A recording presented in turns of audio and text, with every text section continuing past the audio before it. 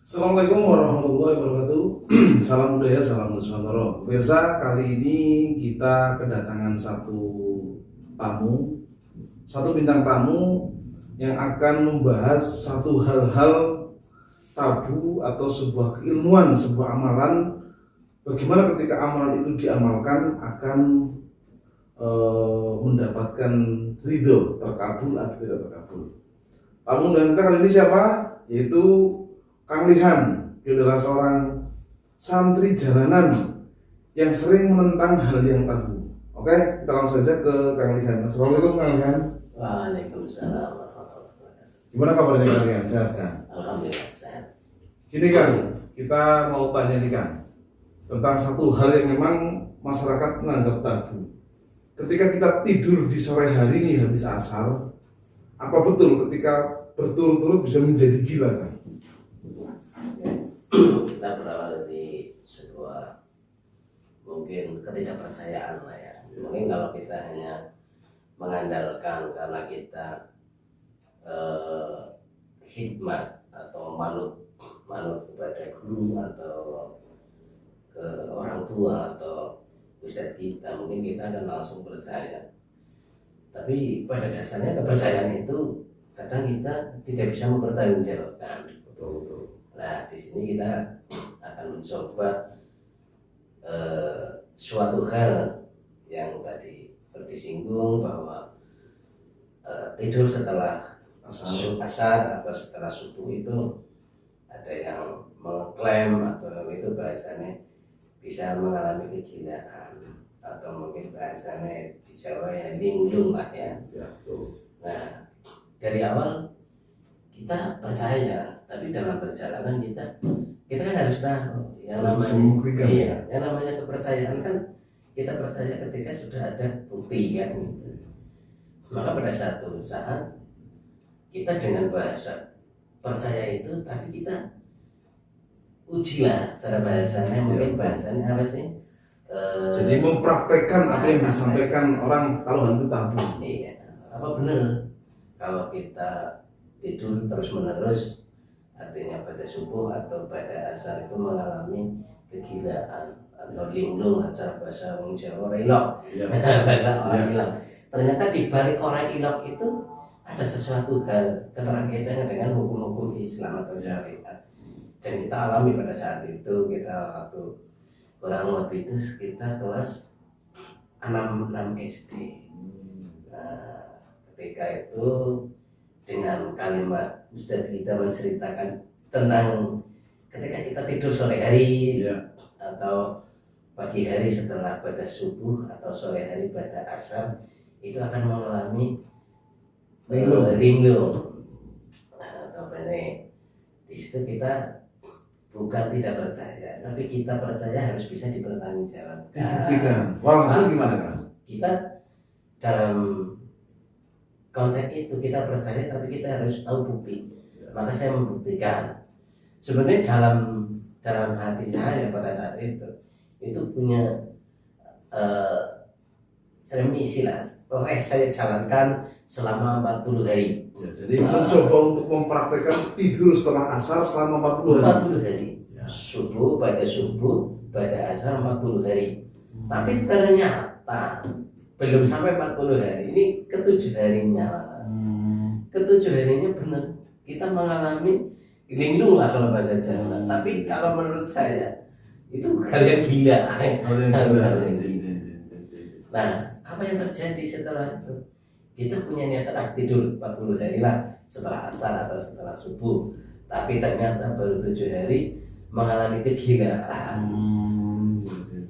Ya, kenapa dikatakan gila? Dan sore-sore loh, sore-sore menjelang maghrib pada saat itu, tapi saya ingatnya ya pagi hari. Oh, saya udah kesiangan ini. Mandi, pakai baju sekolah, berangkat sekolah. Iya, itu terjadi.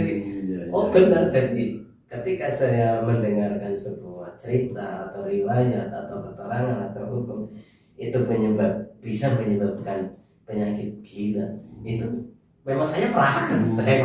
Jadi bukan cewek. Ini kita mengungkap sesuatu hal yang tabu bahwa Kang Lihan melakukan satu hal yang dianggap tabu oleh masyarakat, bahwa tidur di sore hari bisa menyebabkan jadi gila. Ternyata walhasil memang benar bisa menyebabkan orang linglung kalau tidur setiap habis asar atau setelah subuh. Terus next ya Kang ya, jadi itu memang menjadi satu pembelajaran luar biasa sekali kan. Terus yang kedua nih Kang, tentang sebuah amaliyah. Kan kadang banyak orang yang belajar ngaji, dapat amaliyah dari guru, terus kita sudah amalkan tapi tidak sesuai dengan apa yang kita inginkan. Itu bagaimana Kang? Sampai ke hal-hal itu kiranya kita mungkin flashback lah ya, artinya kita mengingat masa-masa lalu atau masa-masa kecil kita kadang sering dulu diperintah nih kamu puasa, atau mungkin ini kamu baca sholawat sekian ribu, atau mungkin ini amalan ini, atau sedekah silaturahmi. Dan itu benar kalau menurut saya, dan pembenaran itu memang kita harus buktikan dengan kebenaran. Bukan benar itu jere. Amalan itu harus dipraktekkan. Harus dipraktekkan. Karena ilmu Islam itu ilmu praktek, bukan ilmu teori. Kita harus yakin, harus percaya. Contoh kecil seperti ini. Apa sih keistimewaan silaturahmi? Fadilah silaturahmi. Ini banyak orang cerita tapi baru cerita, tapi mengalami dan diberikan mereka tidak sadar. Contoh, ketika kita berbanyak silaturahmi, maka akan dipanjangkan umurnya, diberi rezeki yang banyak melimpah, ya kan? Nah, atau di situ diperpanjang umurnya. Nah, di situ kadang kita cuma fokus kepada akal kita, pemikiran kita. Oh, saya udah silaturahmi, saya udah sedekah, kok masih gini-gini aja. Mungkin seperti itu. Itu harus dipraktekkan, harus dibuktikan, dipraktekkan terus dimulai ya. Iya, itu harus. Contoh misal seperti ini, orang yang mengamalkan sholawat, orang yang bersedekah, berziarah, atau mungkin orang yang baca Al-Quran, di situ akan diberikan rezeki yang tidak terhingga, atau mungkin rezeki yang tidak dipikirkan, tidak dinyana-nyana, min haitsu la yahtasi, begitu kan. Nah di situ kadang kita hanya apal atau jele, tapi tidak pernah kita paham dengan ilmunya. Pengalaman Kang Lihan nih Kang terkait dengan hal itu apa yang pernah Kang Lihan alami Kang? Sebenarnya banyak, cuman ya kita wes satu-satu lah ya.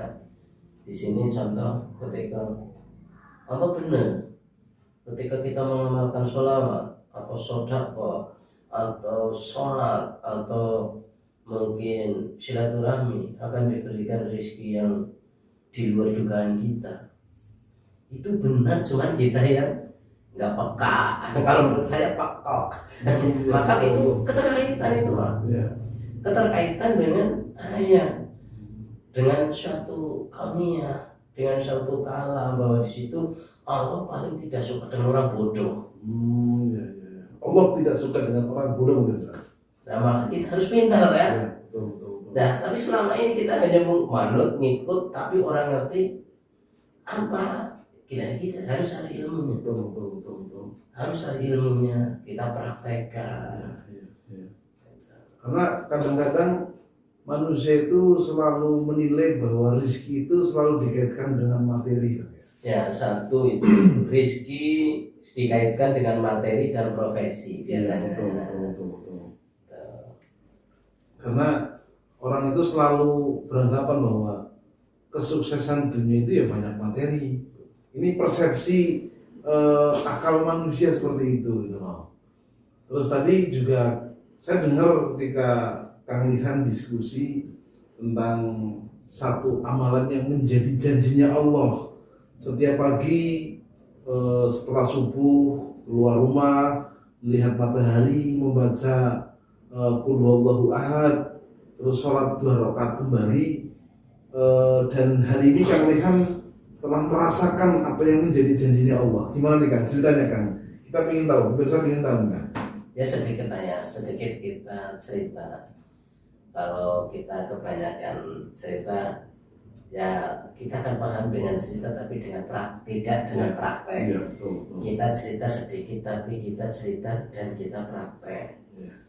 Dengan kita mendengar atau mungkin dari ustadz atau kiai, kalau kita mengamalkan sesuatu hal maka akan berdampak positif bagi kita.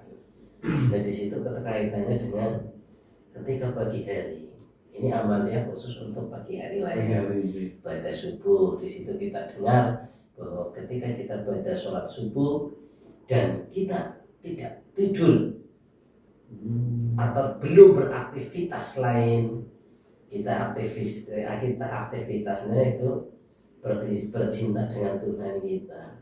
Artinya di situ kita pulang dari masjid atau mungkin keluar dari masjid, mungkin di depan masjid. Kebetulan rumah saya ngadepnya ke timur kan paling enak. Posisi kita duduk di depan rumah sambil ngopi, ngerokok ya. Terus di situ dalam hati kita berusaha bercinta dengan Tuhan kita, dengan ya kemampuan kita melafalkan kalimat-kalimat Allah. Contohnya apa? Istighfar, apa sholawat, apa guru. Nah, kita cari yang enak menurut kita, enak menurut kita dan tidak bertentangan dengan syariat. Walhasil yang terjadi sering mendapatkan suatu hal yang tidak logika.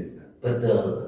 Dan itu sebenarnya kalau kita logika kan memang tidak logika, tapi logika menurut ketika kita kembali ke ayat atau ke bahasa Tuhan lah ya, bahasa Tuhan. Ketika engkau di pagi hari sudah merasakan atau dibuka pagi harimu dengan kesenangan, maka akan diberikan kesenangan sampai kamu tidur. Dan ketika engkau pagi hari sudah sedih, maka Allah akan memberikan kesedihan sampai kamu tidur. Ini menjadi motivasi pemirsa. Jadi ketika di pagi hari Anda menyapa pagi dengan kesenangan, maka Allah akan menjaga kesenangan itu sampai Anda tidur. Namun ketika pagi hari Anda sudah murung, tidak dengan kesenangan, maka ketidaksenangan itu akan mengikuti sampai Anda tertidur kembali. Jadi luar biasa sekali pemirsa. Ini menjadi satu pembelajaran Kang buat para pemirsa semuanya, untuk sahabat-sahabat Nuswantoro di seluruh Indonesia. Terus apalagi nih Kang yang kira-kira bisa memberikan pesan-pesan terhadap masyarakat?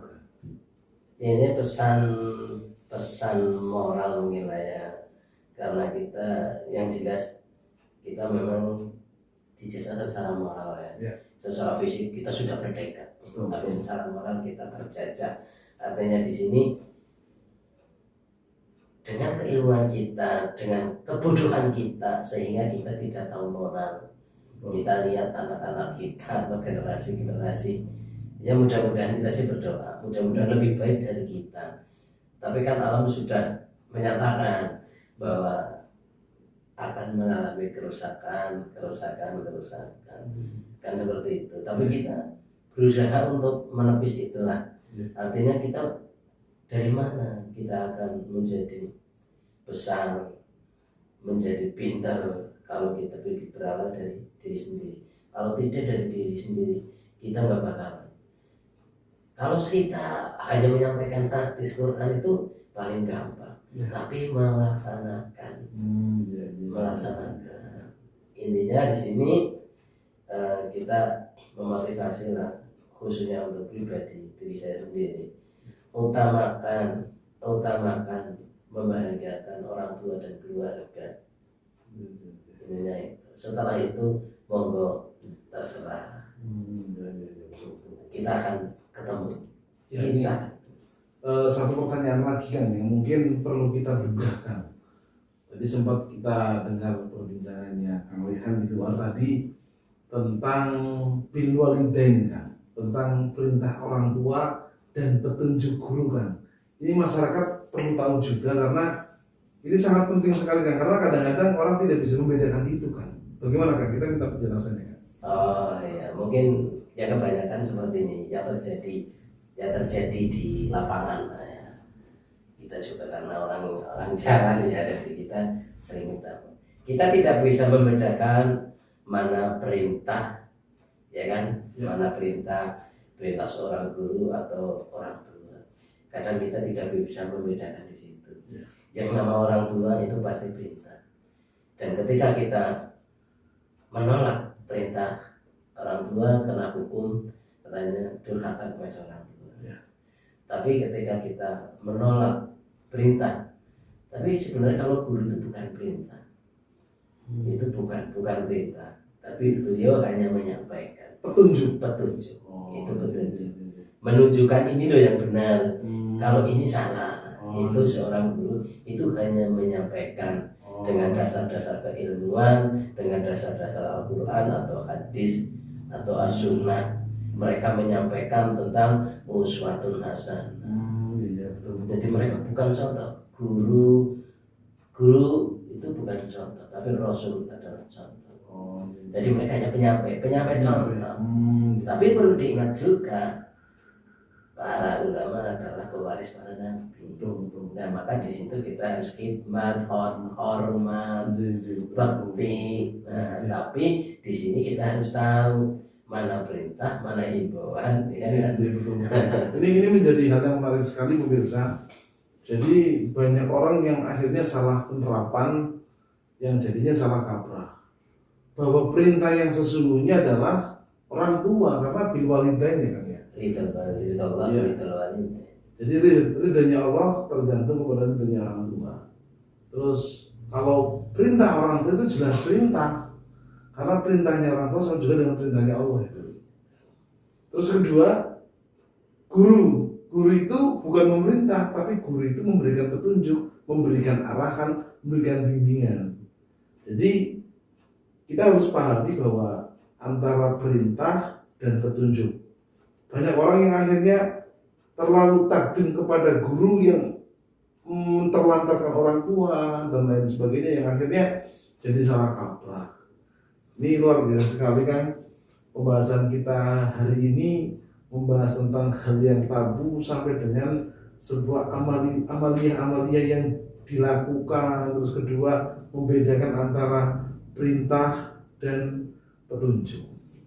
Mungkin seperti itu saja kan sesi diskusi kita pada hari ini. Kepada pemirsa, kepada seluruh penonton di seluruh Nusantara, mungkin demikian perbincangan kita hari ini dengan Kang Rehan, santri jalanan. Kita akan diskusi dan undang bintang tamu yang menarik untuk selanjutnya. Demikian dari saya, Imam Syaikhullah dan Kang Rehan. Wassalamualaikum warahmatullahi wabarakatuh. Salam budaya, salam Nusantara.